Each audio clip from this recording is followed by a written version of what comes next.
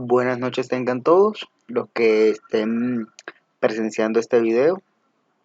En este grupo pues está conformado por Ángela Bertel, Osnaider Munive, Eric Pérez y mi persona Eider Parra. Primero que todo, en el siguiente ejercicio práctico se estará realizando pues un análisis sobre diferentes activos financieros o instrumentos financieros y vamos a evaluar pues eh, sus opciones, la mejor rentabilidad, si tiene una rentabilidad fija o variable y cuál es la más conveniente para nuestro caso. A continuación, pues tendremos entonces la evaluación del desempeño de este portafolio con una inversión de 200 millones de pesos. Bueno, además de esto que acaba de decir mi compañero, tenemos que tener en cuenta que el hablar de portafolio de inversiones tenemos que especificarnos en los títulos valores eh, vistos durante el semestre con ayuda del profesor y las consultas. Y además de eso, tener presente cuál, cuáles son los rendimientos, la rentabilidad y la volatilidad que pueden dar estos títulos valores en las inversiones que se puedan realizar. Bueno, además de lo dicho anteriormente, debemos tener en cuenta que al hablar de inversiones necesitamos saber la rentabilidad que se va a tener a la hora de invertir en cualquier instrumento financiero. Y para saber esto, pues nos tenemos que direccionar a la importancia que tiene el interés compuesto dentro de una inversión y el retorno que éste brinda a corto y largo plazo. Para ser preciso, con esto a continuación se mostrará una gráfica acerca del papel que cumple el interés compuesto durante periodos de tiempo. Al hablar de interés compuesto, me remonto a una frase de Albert Einstein, la cual dice, la magia del interés compuesto es la octava maravilla del mundo. ¿Esto con qué razón o motivo? Que el interés compuesto, la única finalidad es de el valor que se decide invertir no se va a tocar ni los intereses ni el valor invertido, de acuerdo al porcentaje de rendimiento que uno tenga en la inversión, puesto que este interés compuesto, la utilidad o el margen que da se va aumentando con el plazo del tiempo y los intereses debido a que tanto los intereses como el capital se va reinvirtiendo una vez cumplido el periodo o el término de la inversión. En la siguiente imagen, en la imagen de la magia del interés compuesto, tenemos que en los años 5, 10, que son los primeros años del interés compuesto, no se está viendo una utilidad, un margen de utilidad grande, por así decirlo, porque apenas está empezando a crecer, debido a que la magia del interés compuesto va en línea recta, directamente proporcional con el tiempo. Y a la hora de hablar de interés compuesto, tenemos que tener muy presente el IPC, el índice de precios al consumidor, y el valor de la inflación que está actualmente en el mercado para poder tener una rentabilidad óptima. ¿En qué sentido esto? Esto se da debido a que eh, si yo pongo un porcentaje de crecimiento inferior al índice inflacionario, me va a obtener pérdidas por mucho tiempo que pase. El porcentaje que quiero invertir en un interés compuesto, en una inversión de interés compuesto, debe estar por encima del IPC para que pueda brindar una rentabilidad óptima y beneficiosa para el inversor. ¿Cómo empezar a construir un portafolio de inversiones? Primero tenemos que recordar que un portafolio de inversiones es una combinación de activos financieros en los cuales se invierte. La creación de un portafolio es parte de una estrategia de diversificación de la inversión y limitar el riesgo para buscar la rentabilidad que desea cada inversionista. La rentabilidad, o cuando hablamos de rentabilidad, nos referimos a la capacidad de una inversión determinada de arrojar beneficios superiores a los invertidos después de la espera de un periodo de tiempo. Este portafolio lo armamos a través de las buenas estrategias y enseñanzas dejadas por grandes inversionistas del mundo y explicaciones en clase del docente encargado. Con base a esto, armamos un portafolio óptimo y diversificados que contrarresten el riesgo y la seguridad de invertir. Es importante tener en cuenta a la hora de invertir sobre el manejo de las emociones. ¿Por qué? Antes de pronto explicar la gráfica como tal, porque muchas veces hay inversiones que son muy buenas y nosotros tenemos que controlar eso, porque a la hora de que la inversión nosotros veamos que tiene una rentabilidad, nos podemos estar quizás hasta engañando. ¿Por qué? Porque no sabemos si más adelante esa inversión puede bajar y allí a la hora de nosotros invertir, porque vemos que la acción, por ejemplo, esté en el mercado valorizada, entonces más adelante puede estar de forma bajista. Entonces, por eso existe algo que se llama manejo de las emociones, ¿ya? Entonces, esta gráfica, ¿qué nos explica? Esta gráfica nos explica el punto máximo de riesgo financiero y el punto máximo de oportunidades financieras.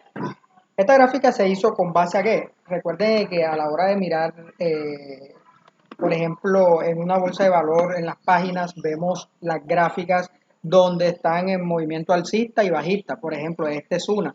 Y es inspirada por el gran inversor, uno de los padres de la inversión, Warren Buffett.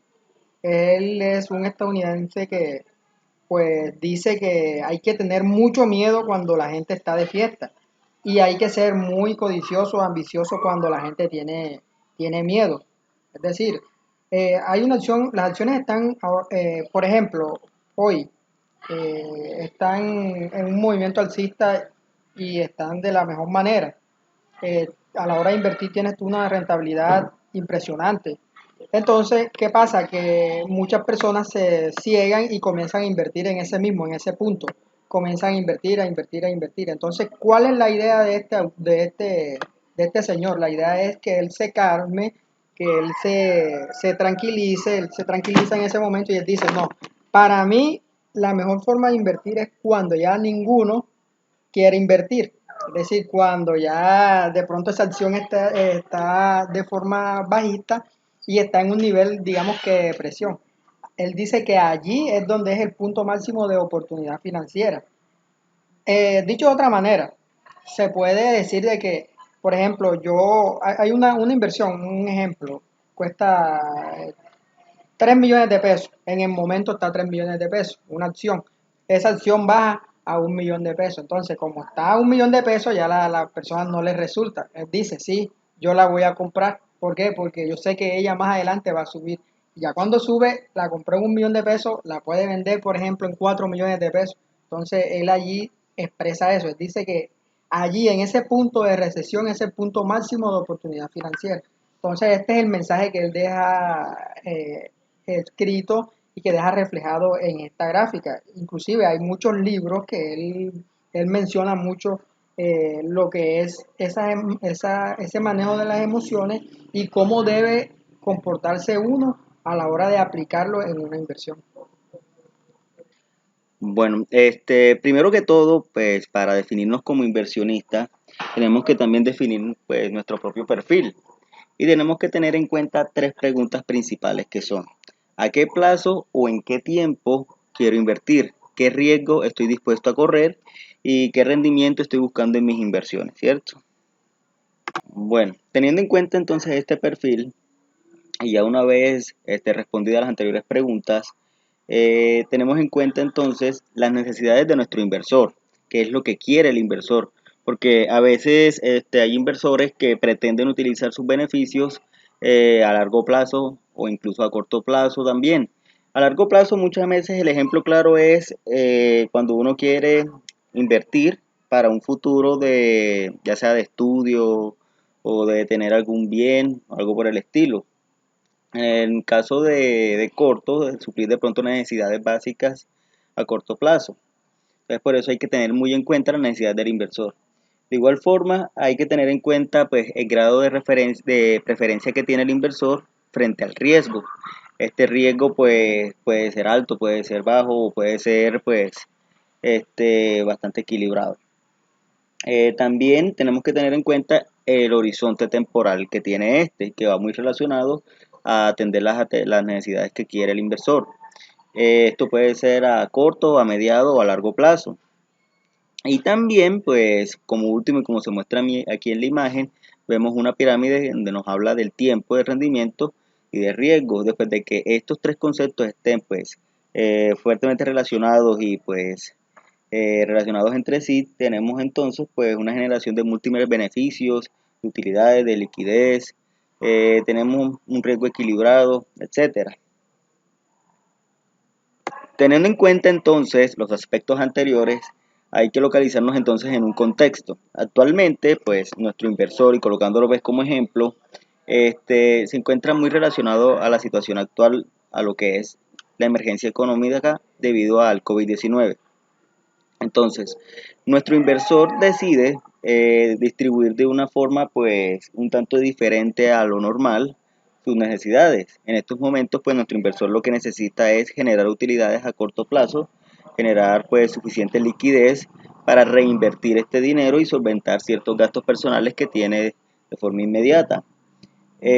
Asimismo pues decide tener pues un cierto porcentaje a mediado plazo, también un porcentaje pues de alto riesgo, un pequeño porcentaje, y asimismo pues le da prioridad a lo que son las inversiones de bajo riesgo a un horizonte temporal de corto plazo.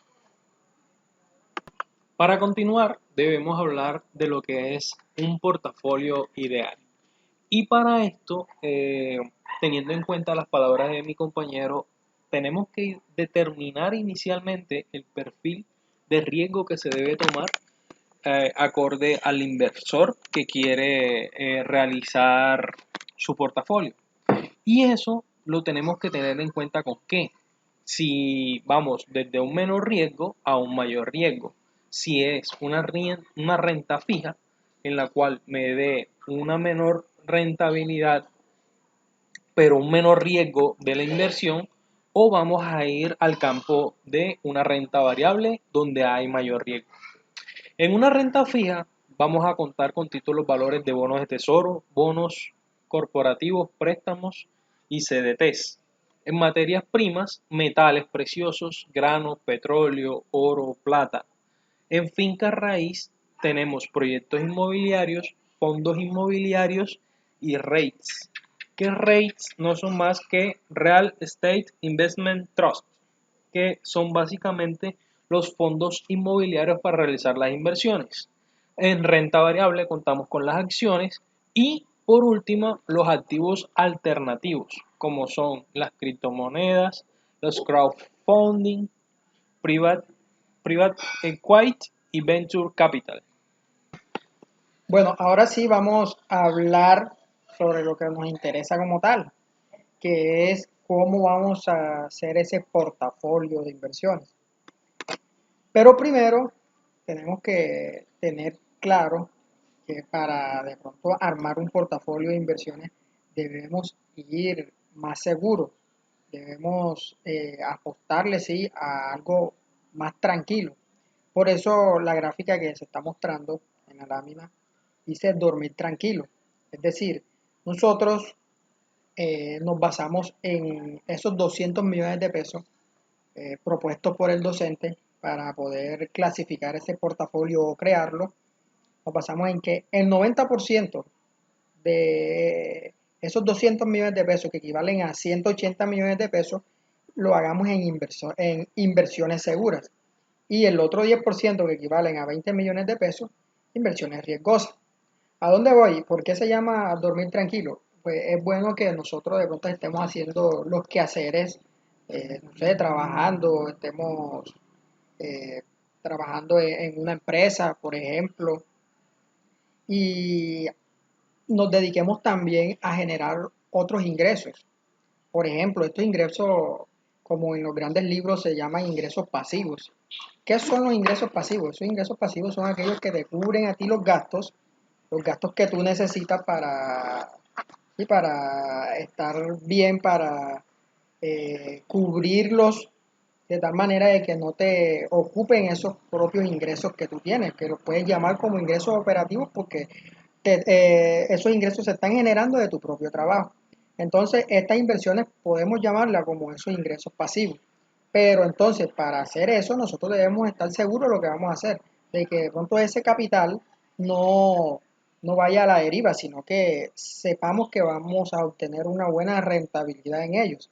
Entonces, nos basamos en eso, en 90% inversiones seguras y el 10% inversiones riesgosas. A continuación, mostraremos cómo está dividido nuestro portafolio, cómo está clasificado ese 90% y cómo está clasificado ese 10%. Y que se va de pronto a enfatizar un poco sobre ello, ojo, teniendo en cuenta de que no asumimos un valor exacto porque sabemos que esas inversiones, esas acciones son inversiones que son relativas. No podemos afirmar de que, por ejemplo, hoy voy a invertir, voy a apostarle a Amazon, cuando en realidad yo no sé si mañana Amazon ya no está teniendo una rentabilidad, sino que la está teniendo Apple. Por eso no enfatizamos minuciosamente en qué acciones íbamos a invertir, sino que generalizamos un poco. Entonces allí quería hacer esa observación. Gracias. En esta presentación mostraremos la forma en la que fue distribuida todos estos activos financieros. Vemos que en las criptomonedas invertimos un 10%, que da un total de 20 millones de pesos. En las acciones globales el 30%, que corresponde a 60 millones de pesos. Acciones tecnológicas un 10%, en cual el valor corresponde a 20 millones de pesos. En los blue chips el 10%, que fueron 20 millones de pesos. En los commodities 20% corresponde a un valor de 40 millones y en los fondos inmobiliarios un 20% que corresponde a 40 millones de pesos. En las criptomonedas, recordemos que una criptomoneda es un activo digital que emplea un cifrado criptógrafo para garantizar su titularidad y asegurar la integración de las transacciones y controlar la creación de unidades adicionales, es decir, evitar que alguien pueda hacer copias como haríamos, por ejemplo, con una foto. Estas monedas no existen de forma física, sino que se almacenan en una cartera digital. Bueno, ahora de pronto enfatizando un poco sobre esa clasificación de ese portafolio. Si observamos la lámina, podemos evidenciar de que esas acciones globales están en un 30%. Si utilizamos esos 200 millones de pesos, equivalen a 60 millones de pesos. ¿Qué son esas acciones globales? Pues esas acciones globales no es otra cosa que los FIC, ¿ya? Que son los fondos de inversiones colectivos. ¿Qué son esos fondos de inversiones? Son productos financieros ofrecidos por fiduciarias, bancos y fondos de pensiones. Y que en estos cientos o miles de personas aportan dinero para invertir y obtener una ganancia o obtener una rentabilidad. Entonces, estos principales fondos de inversiones pueden ser los siguientes. Dice que los FIC pueden ser ofrecidos únicamente por entidades supervisadas por la Superintendencia Financiera. Hay que tener eso pendiente. ¿Y los encuentras? ¿Dónde los encontramos? En fiduciarias, en bancos, en fondos de pensiones, por ejemplo. Entonces, por esa razón, pues nosotros invertimos en esto que es lo más seguro. Es una inversión que es poco riesgosa, pues sí, tenemos menos rentabilidad, pero sabemos que es segura. Y si generalizamos, sabemos que tenemos también esas acciones globales, acciones tecnológicas, perdón, que equivalen a un 10% de ese portafolio. Y que si lo transformamos en pesos, eso es 20 millones de pesos. ¿Cuáles son esas acciones tecnológicas? Las que conocemos, por ejemplo, como Netflix, digamos que Facebook, son acciones que están en el mercado, que siempre van a estar en el mercado y que se relacionan mucho con estas acciones de blue chip. Básicamente son acciones muy similares. Las blue chip, ¿cuáles son? ¿Qué acciones son esas? Son esas acciones que son seguras, ¿ya? Que sabemos que, por ejemplo, en el caso de esta pandemia que estamos viviendo, como el COVID, sabemos de que esté la pandemia, no esté la pandemia, esté una crisis económica o no esté una crisis económica, sabemos que tanto esas acciones tecnológicas o esas acciones blue chip van a estar ahí y siempre nos atrevemos a invertir en ellas. ¿Por qué? Porque sabemos que en algún momento vamos a tener de pronto poca rentabilidad, sí, de pronto, en algunos momentos. ¿Por qué? Porque tenemos menos riesgo, pero sabemos que es seguro. ¿Ya? Entonces, anteriormente les dije que de pronto no afirmamos de pronto que en Apple vamos a invertir tanto, que va a obtener una rentabilidad tanto, porque eso es muy variable. Por ejemplo, esta semana, un ejemplo, supongamos de que Apple tiene unas acciones muy interesantes y que nosotros vamos a invertir en ellas. ¿Por qué? Porque de pronto Amazon la tiene en esta semana muy bajita. En este sentido, podemos interpretar de que no vamos a afirmar que nuestras inversiones van enfocadas a un activo financiero como tal. ¿Ya? Nosotros en acciones globales, acciones tecnológicas y las acciones blue chip, invertimos en ellas, pero nos vamos a basar en el momento, en el presente en el cual vamos a invertir. ¿Ya? Ahora, se le habló sobre aquellas inversiones de alto riesgo, se le habló de esas inversiones seguras, esas inversiones que nos hacen dormir tranquilos a nosotros. ¿Y cuáles son esas? Acciones globales, acciones tecnológicas, los blue chips, los commodities, los fondos inmobiliarios. Eso hace parte del 90% de aquellas acciones seguras. Y el 10% que son las acciones riesgosas que, teniendo en cuenta de que si son acciones riesgosas, son acciones que vamos a tener mucha rentabilidad y que si un inversor eh, logra tener una buena rentabilidad en esas inversiones riesgosas, miramos y nos damos cuenta de que ese portafolio puede aumentar, su capital de ese portafolio puede estar aumentando. Entonces, por esa razón hay muchos inversionistas de que han tenido, han crecido mucho, porque ellos, tras que se aseguran la inversión, se aseguran su capital, le apuestan a una inversión más riesgosa, ¿ya?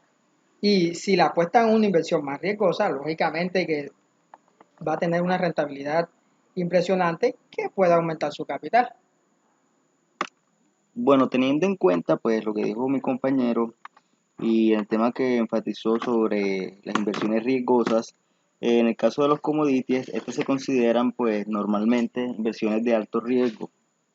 Sin embargo, pues se hablan de alto riesgo porque estas hacen referencia a lo que son las materias primas o bienes primarios. Un ejemplo de estos puede ser en el caso de Colombia, pues el café y lo que es el petróleo, ¿cierto? Sin embargo, pues en lo que es el café y lo que es el petróleo se consideran pues de inversiones de alto riesgo debido a su volatilidad pues, que normalmente genera.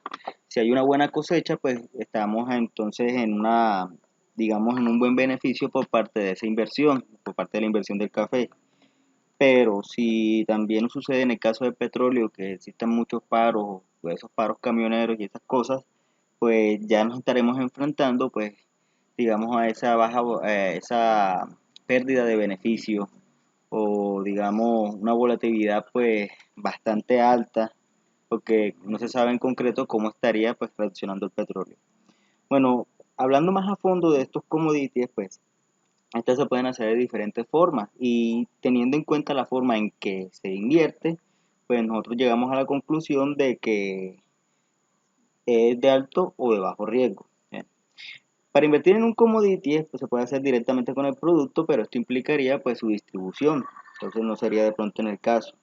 También puede ser pues la compra de acciones o de fondos negociables en bolsa que se especialicen en este tipo de commodities, pero tampoco pues como que sería el caso. Y en el caso pues de la compra de acciones de empresas que produzcan materias primas, pues podría caber la posibilidad, como en el caso es de Ecopetrol. Sin embargo, existe otra pues forma de invertir en estos commodities y son los SIG, if, DIF, que son contratos por diferencia, que nos permiten invertir tanto en la alza como en la baja, haciéndole una apuesta pues a lo que es estos commodities. Si yo apuesto a la alza, pues puedo recibir un beneficio. Y así si yo pues tengo una pronosticación sobre ese producto, en el caso como dije del café, que tengo una baja cosecha, si apuesto a la baja también puedo tener una utilidad. Esta utilidad pues va con respecto y en relación al broker o a la empresa que me está asesorando pues en materia de inversión. Bueno, al tener en cuenta la creación de un portafolio, debemos de hablar de unos fundamentos básicos de una inversión. Teniendo unos pilares principales que serían como primera medida que nunca invierto en nada que no entiendo específicamente. Dos, diversifico el riesgo. Quiere decir que voy a tener unos títulos valores con mayor riesgo, otros con menor riesgo, de tal manera que, como dijo mi compañero, se pueda dormir tranquilo. Tercero, invierto un porcentaje alto en lo que más sé hacer, en lo que más se tenga idea, en lo que más se haya podido estudiar. Y cuarto, tengo un mix entre renta fija y renta variable, como lo estuvimos viendo anteriormente en el portafolio ideal.